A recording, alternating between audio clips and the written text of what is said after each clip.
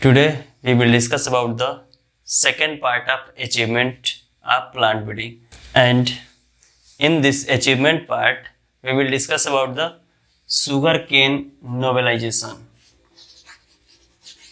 Sugarcane novelization.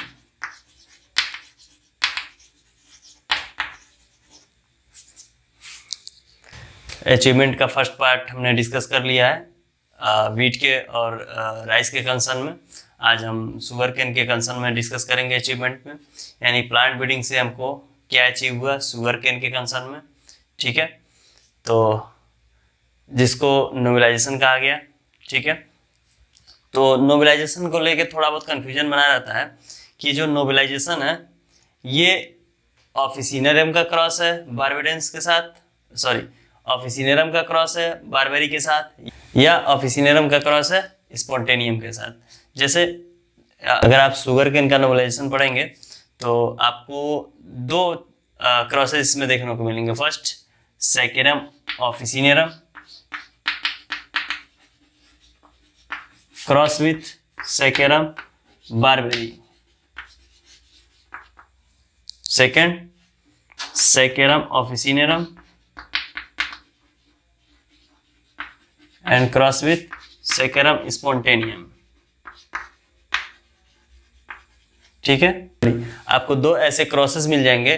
कहीं पे ये लिखा है कि नोवेलाइजेशन में सैकेरम ऑफिसिनेरम का बारबेरी के साथ क्रॉस किया गया, कहीं पे आपको ये मिलेगा सैकेरम ऑफिसिनेरम का क्रॉस स्पॉन्टेनियम के साथ किया गया, जिसको हम फाइनली नोवेलाइजेशन कहते हैं। ठीक है, इस कंफ्यूजन को दूर करने के लिए हिस्ट्री डिस्कस कर लेते हैं, फिर फाइनल हम इस पे आएंगे।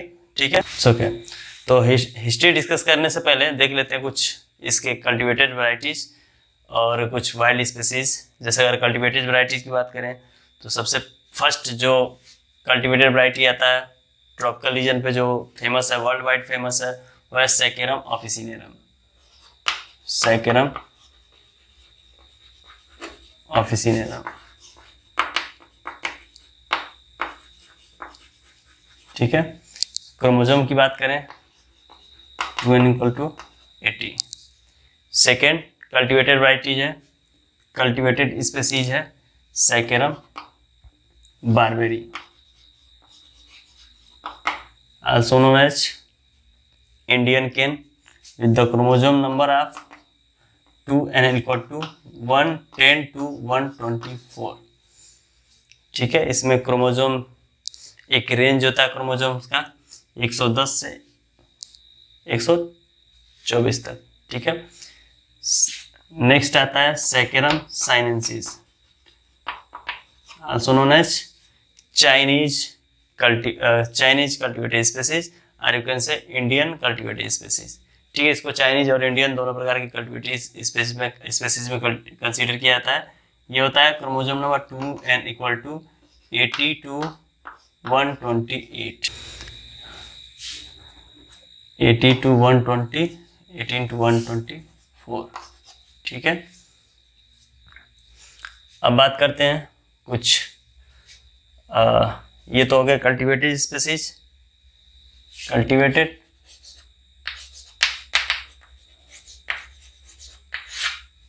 ठीक है, अब वाइल्ड स्पीसीज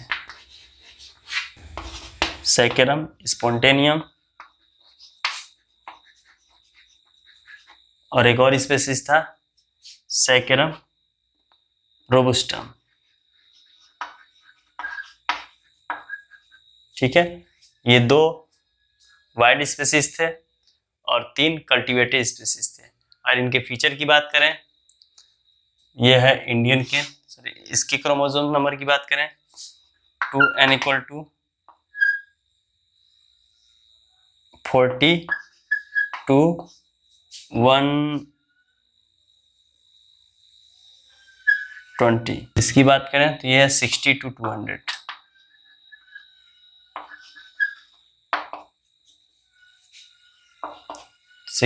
200। ठीक है, कुछ फीचर्स देख लेते हैं इसके। फीचर्स की बात करें सैकेरम बारबेरी से स्टार्ट करते हैं। ये इंडियन केन था, Indian cane which was grown in north India.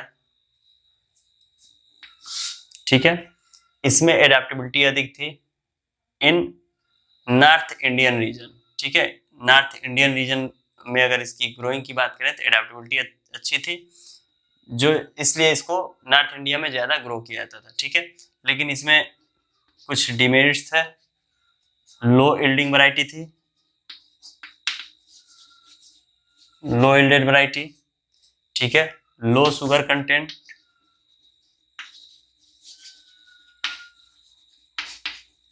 इसके साथ साथ हार्डी स्टेम था इसमें, हार्डी स्टेम। ठीक है, ये इसके फीचर्स थे। सेकेरम ऑफिसिनरम की बात करें, it was the tropical crop. ठीक है, ट्रॉपिकल रीजन के लिए बेटर था, बेटर परफॉर्मेंस था इसका, और इसका स्टेम जो था थिक था। इसका स्टाउट भी कहीं कहीं देखते हैं लिखा होता है स्टाउट स्टेम या थिक स्टेम। ठीक है, हाई यील्डेड,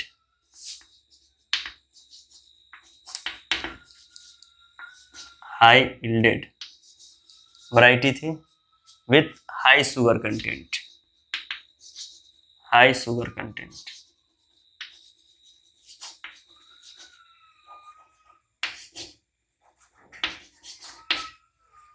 ठीक है, शुगर कंटेंट अधिक था, यील्ड अच्छा था, स्टेम भी थिक था और ट्रॉपिकल रीजन के लिए बेटर था। ठीक है, अब इस इतने सारे फीचर थे और ये वर्ल्ड वाइड ट्रॉपिकल रीजन पे ग्रो भी किया जाता था, इसलिए इसको बोला जाता था नोबल केन। ठीक है, ड्यू टू दिस फीचर इसको नोबल केन बोला जाता था। ठीक है, ये इंडियन केन हो गया। इसके फीचर्स थे, यानी ये स्ट्रेस रेसिस्टेंस था।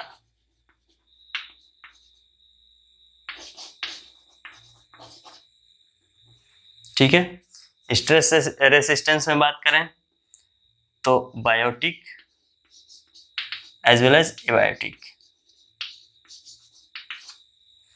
बायोटिक एबायोटिक दोनों के अगेंस्ट ये क्या था, रेसिस्टेंस था। ये ससेप्टिबल था। ठीक है, इसका यूज ज़्यादा नहीं हुआ शुगर केन इवोल्यूशन में कहें या, ठीक है, इसका यूज बहुत ही कम हुआ क्योंकि ये ससेप्टिबल था डिजीज के अगेंस्ट, इंसेक्ट के अगेंस्ट ये ससेप्टिबल था। ठीक है, अब देखिए, अब इसी वैरायटी का, इन्हीं जितने वैरायटी हैं इन्हीं वैरायटी का यूज किया गया नोबेलाइजेशन में, या फिर कह सकते हैं कि इसके इवोल्यूशन में। ठीक है, इसमें जो प्रॉब्लम्स आ रहे हैं उसको, उस प्रॉब्लम्स को, सॉरी, इसके कल्टीवेशन में जो प्रॉब्लम्स आ रहा था उस प्रॉब्लम्स को दूर करने के लिए इन्हीं सब वैरायटीज का यूज किया गया है। ठीक है, तो थोड़ा सा हिस्ट्री पॉइंट इस पर डिस्कस कर लेते हैं। तो हम चलते हैं 1900 के आसपास। ठीक है, 1900 में इंडिया में जो ब्रिटिश गवर्नमेंट था, ब्रिटिश गवर्नमेंट, ठीक है, और इंडिया में ब्रिटिश गवर्नमेंट शुगर केन को लेके परेशान थी। ठीक है, क्यों? क्योंकि इसका प्रोडक्शन बिल्कुल लो था और गवर्नमेंट के ऊपर इसका बर्डन था। ठीक है, तो इसके लिए क्यों बर्डन था? क्योंकि ये ट्रॉपिकल रीजन का जो केन था, ये ट्रॉपिकल रीजन में बेटर परफॉर्मेंस दे रहा था।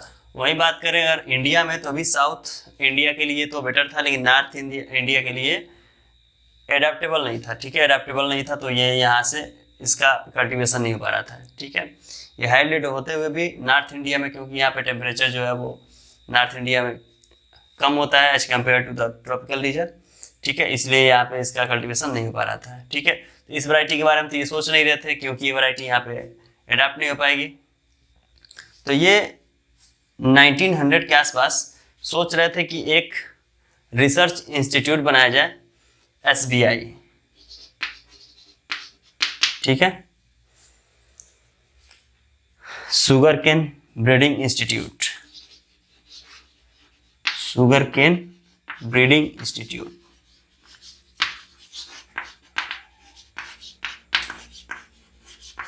ठीक है। शुगर कैन ब्रीडिंग इंस्टीट्यूट के बारे में इन्होंने सोचा और finally in 1912 it was established.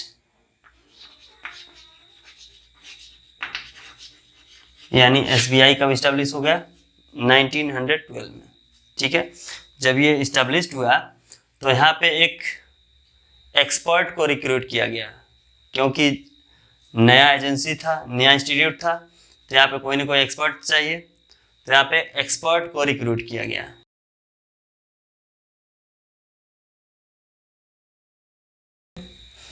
अब एसबीआई इस्टेब्लिश हो गया 1912 में। ठीक है, अब यहाँ पे एक्सपर्ट रिक्रूट करना है। एक्सपर्ट थे C A Barber as a sugar cane expert. C A Barber recruited as an sugar cane expert.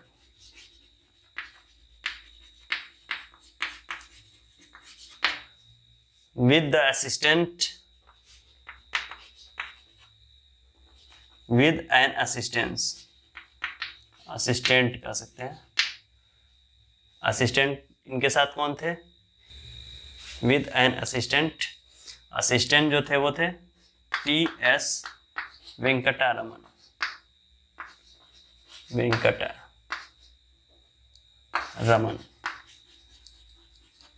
ठीक है, यानी शुगर केन के जो एक्सपर्ट थे वो सीए बार्बर रिक्रूट किए गए एसबीआई पे। तो सीए बार्बर जो थे 1912 में एसबीआई पे as a sugar cane expert recruit किए गए और इनके साथ असिस्टेंट टी.एस. वेंकटरमन दिए गए। ठीक है, असिस्टेंट थे टी.एस. वेंकटरमन। अब ये शुगर केन पे रिसर्च करना स्टार्ट किए, क्योंकि शुगर केन ब्रीडिंग इंस्टीट्यूट था, इन पे इनका काम ही था शुगर केन का जो प्रॉब्लम था नॉर्थ इंडिया में उसको सॉल्व करना। एट द सेम टाइम, इसी समय पे जो ट्रॉपिकल केन है जिसको वर्ल्ड वाइड कल्टीवेशन के काम में लिया जा रहा था, उसी समय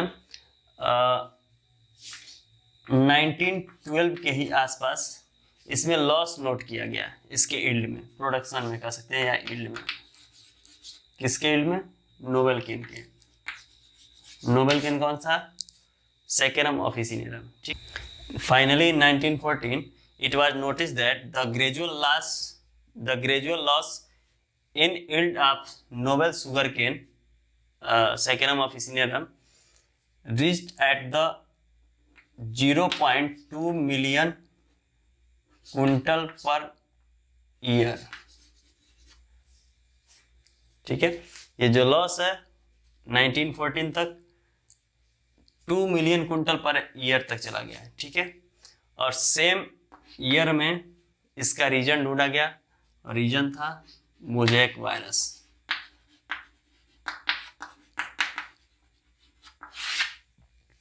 मोज़ेक वायरस का सलूशन साइंटिस्ट नहीं ढूंढ पा रहे थे। क्यों? क्योंकि इसके पीछे जो कैरियर था,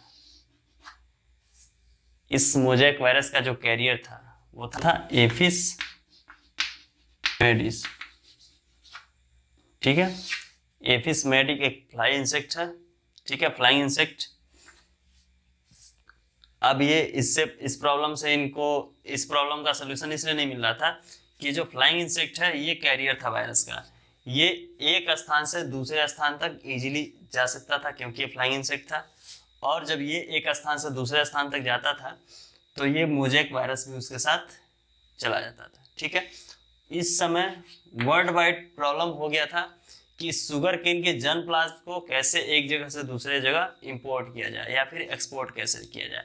तो सबसे बड़ी प्रॉब्लम जो आ गई थी वो जर्म प्लाज्म, शुगर केन के जर्म प्लाज्म पे आ गई थी, जर्म प्लाज्म।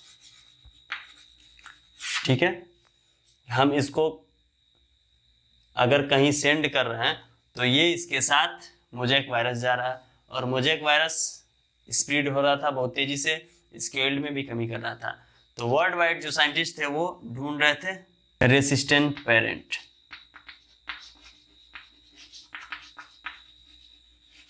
ठीक है, यानी सैकेरम ऑफिसिनेरम के ईल्ड से प्रभावित हो गए इंडिया में जो ब्रिटिश गवर्नमेंट थी, वो शुगर केन रिसर्च इंस्टीट्यूट या कह सकते हैं शुगर केन ब्रीडिंग इंस्टीट्यूट तैयार की, ताकि इतना प्रोडक्शन हमको मिल सके। ठीक है, और उसी टाइम क्या हो गया, इसमें प्रॉब्लम आ गया इसके प्रोडक्शन में, क्योंकि इसमें वायरस लग गया।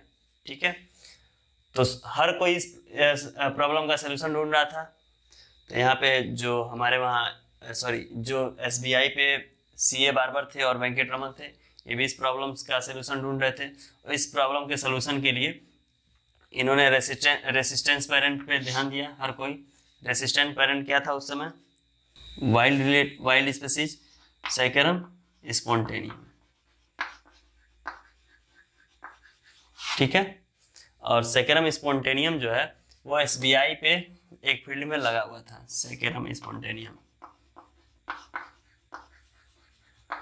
और ये वाइल्ड स्पीसीज था। वाइल्ड स्पीसीज स्ट्रेस रेसिस्टेंस भी था। ठीक है, ये लगा हुआ था, इसी पे रिसर्च चल रहा था। ठीक है, तो ये वर्ल्ड वाइड साइंटिस्ट भी क्रॉस बना रहे थे, यहाँ भी साइंटिस्ट क्रॉस बना रहे थे, तो क्रॉस सक्सेस नहीं हो रहा था, कभी स्ट्राइल हो रहा था या कभी डेड कर जा रहा था। Finally they got success in 1914 and Venkatraman develop an viable progeny.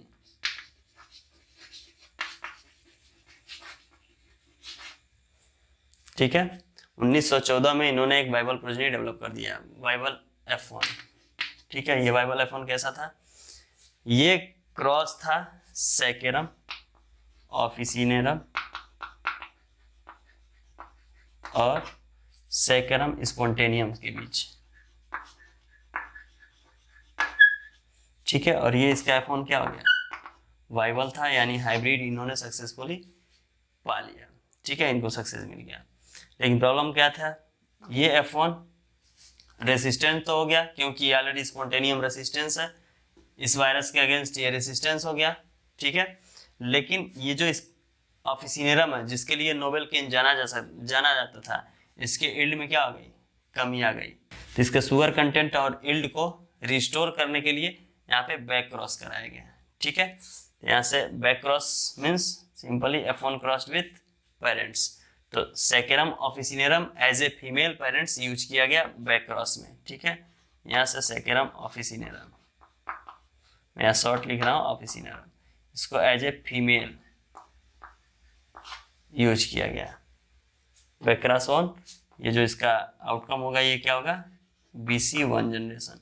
ठीक है, यहाँ से कुछ यील्ड रिस्टोर हो गए, शुगर कंटेंट रिस्टोर हो गए, फिर भी थोड़े बहुत इसमें कुछ कमी नजर आ रही थी, तो इसको फिर से एक बार बैक क्रॉस कराया गया BC1 को, cross with Saccharum officinarum as a female, फिर से आ गया ये BC2। ठीक है, यानी 2 बार बैक क्रॉस कराया गया। ठीक है, एंड ये जब 2 बार बैक क्रॉस कराया गया तो इसके जो यील्ड कंटेंट थे, यील्ड था, शुगर कंटेंट था, ये रिस्टोर हो गया। And finally in 1918 they got success to develop an first interspecific hybrid variety of resistance sugar cane with high yield and high sugar content। वो वैरायटी जो थी वो CO205। It was the first interspecific hybrid variety जिसको develop किया गया था Saccharum officinarum crossed with Saccharum spontaneum. ठीक है, and CO205 along with CO285। ठीक है, 2 वैरायटी डेवलप की गई इसलिए। ठीक है, जिसमें से CO205 वर्ल्ड वाइड फेमस हुआ, और जो जर्म प्लांट्स का प्रॉब्लम था ट्रॉपिकल शुगर केन को लेके, सैकेरम ऑफिसिनेरम को लेके, वो प्रॉब्लम यहाँ से सॉल्व हो गया। ठीक है, अब इंडिया में स्पेशली नॉर्थ इंडिया में जो प्रॉब्लम था, ये तो सेम वही था ना, ट्रॉपिकल रीजन के लिए ही था। ये जो शुगर केन था ये ट्रॉपिकल के लिए था, और इसको बोलते हैं first phase of sugar cane nobilisation. ये हो गया first phase of sugar cane nobilisation.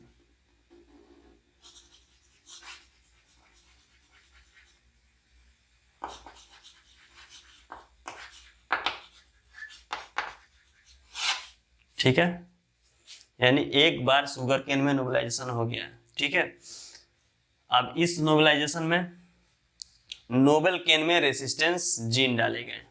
ठीक है, अब इंडिया में नोबेलाइजेशन कैसे हुआ? अब ये तो हो गया वर्ल्ड वाइड के लिए, ट्रॉपिकल केन के लिए तो प्रॉब्लम सॉल्व हो गया। ठीक है, अब जो प्रॉब्लम था नॉर्थ इंडिया के लिए वो प्रॉब्लम तो वहीं का वहीं है।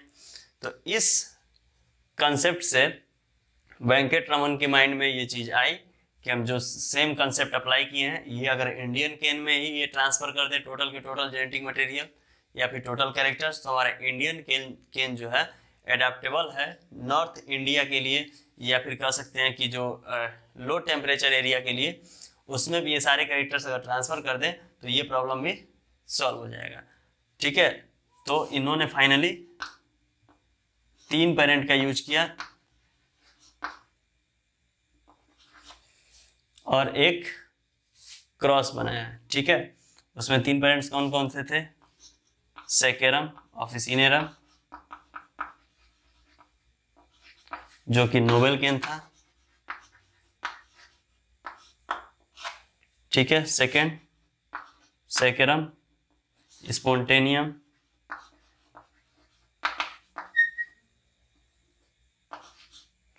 ये रेसिस्टेंस था, या फिर वाइड कह सकते हैं। थर्ड पेरेंट क्या था? Saccharum barberi. ठीक है, अब देखिए सेकेरम बारबेरी जब ये पूरा क्रॉस सक्सेस हुआ तो सीए बार्बर के नाम पे सेकेरम बारबेरी इसका नाम पड़ा है। ठीक है, इसके पहले इसका नाम कुछ और था जो कि कहीं भी मेंशन नहीं है, सीए बारबेरी। ठीक है, ये 3 पेरेंट्स यूज किए गए और फाइनली ये जो इसके कैरेक्टर्स थे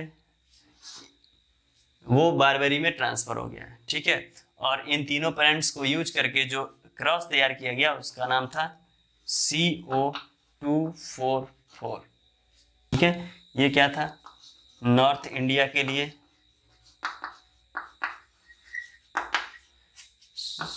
सुइटेबल था, या फिर कह सकते हैं एडाप्टेबल था। ठीक है, सेकेंड रेसिस्टेंस था, third hiding with high sugar content.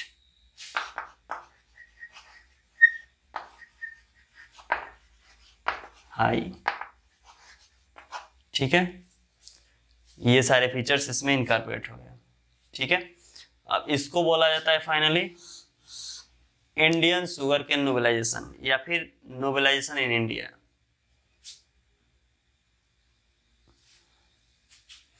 नोबेलाइजेशन phase 2, nobilisation in India. ठीक है, तो इंडिया में जो नोबेलाइजेशन हुआ उसमें ऑफिसिनेरम के कैरेक्टर्स ट्रांसफर किए गए बारबरी में, और जो जीन थे रेसिस्टेंस जीन वो ट्रांसफर किए गए स्पॉन्टेनियम से। क्लियर है? यानी जो फर्स्ट फेज का नोबेलाइजेशन था वर्ल्ड वाइड नोबेलाइजेशन, उसमें सिर्फ रेसिस्टेंस जीन ऑफिसिनेरम में ट्रांसफर किए गए। ठीक है, जिसमें बैक क्रॉस का यूज किया गया, 2 बार बैक क्रॉस कराया गया। ठीक है, उसके बाद नॉर्थ इंडिया में इसको एडाप्टिव बनाने के लिए, या कह सकते हैं हम कि सेकेरम बारबेरी में जो हाइडिंग कैरेक्टर्स है और जो हाई शुगर कंटेंट वाले कैरेक्टर्स हैं उसको ट्रांसफर करने के लिए दोबारा नोबेलाइजेशन किया गया। ठीक है, और इस कंसर्न में 3 पेरेंट्स का यूज किया गया, सेकेरम ऑफिसिनेरम, सेकेरम स्पॉन्टेनियम, और बारबेरी में तो ये ट्रांसफर करना ही था बारबेरी। और इसका जो प्रोडक्ट मिला, आउटकम जो मिला, उस क्रॉस का नाम है, हाइब्रिड का नाम है CO244। ठीक है, which are finally adaptable for North India and resistance with high yielding and with high sugar content। और इसको स्पेशली उत्तर प्रदेश में, यूपी में ग्रो किया जाने लगा है। ठीक है, ये रहा शुगर केन नोबलाइजेशन के से संबंधित जितने भी टॉपिक्स हैं, जितने भी क्वेश्चंस हैं। इसके अधिक नोबलाइजेशन से कुछ क्वेश्चंस नहीं आएंगे। इसमें आपको इसमें आपको 3 से 4 चीज़ें याद रखनी होंगी। फर्स्ट, शुगर केन का वाइल्ड स्पेसीज क्या क्या है। वाइल्ड स्पेसीज रोबस्टम जो कि ससेप्टेबल था, स्पॉन्टेनियम जो कि रेसिस्टेंस था against biotic and abiotic. Cultivated species क्या है, इसके क्रोमोसोम्स नंबर क्या है, कभी कभी पूछ देता है कल्टिवेटेड स्पेसीज में। इंडियन की बात करें तो इंडियन और चाइनीज दोनों कंसीडर किया जाता है, बारबेरी को और साइनेंसिस को। ठीक है, और नोबल केन क्या है, नोबल केन याद रखिए, नोबल केन का नाम क्या है, सेकेरम ऑफिसिनेरम। ठीक है, उसके बाद नोबलाइजेशन में अगर फर्स्ट फेज की बात करें तो जो ऑफिसिनेरम है उसमें जीन ट्रांसफर किए गए हैं, रेसिस्टेंस जीन, किससे, वाइल्ड स्पीसीज से, स्पॉन्टेनियम से। फाइनल जो नोबलाइजेशन है इंडिया में उसमें 3 पेरेंट्स यूज किए गए हैं, नोबल केन, ऑफिसिनेरम, रेसिस्टेंस स्पीसीज या वाइल्ड स्पीसीज, स्पॉन्टेनियम और इंडियन केन बारबेरी। ठीक है, ओके, थैंक